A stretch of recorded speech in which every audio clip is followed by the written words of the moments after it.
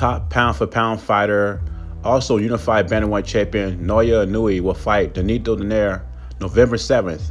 This will be the final for the World Boxing Super Series in that weight class. This fight will be very explosive as long as it lasts. Both guys are big punchers, but Inoue is definitely the favorite in this fight, but Donaire still can punch.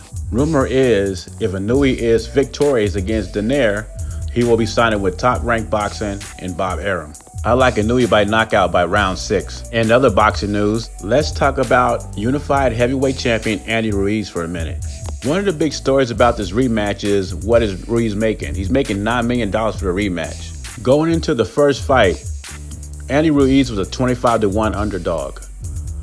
So if he shows those odds to Matchroom Boxing, the first fight he got $7 million, and now he's getting $9 million. And I agree, he deserves more money, but it's on a contract. So you sign that contract, and that's what you're making. Nobody thought Ruiz was going to beat Anthony Joshua, but Ruiz.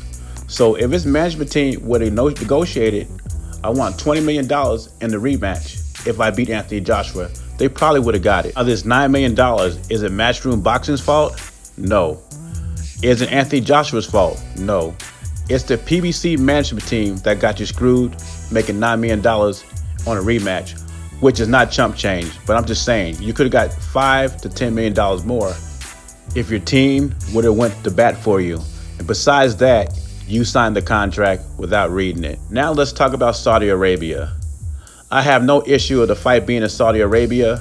I just didn't want the fight being in the UK or Mexico. I wanted it back in Madison Square Garden. I thought it'd defeat the whole purpose of Anthony Joshua fighting the rematch in the UK because they brought him to the States to build this brand.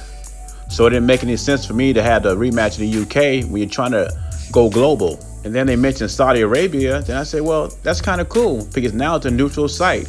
No one has an advantage. But now it seems like Andy Ruiz is procrastinating.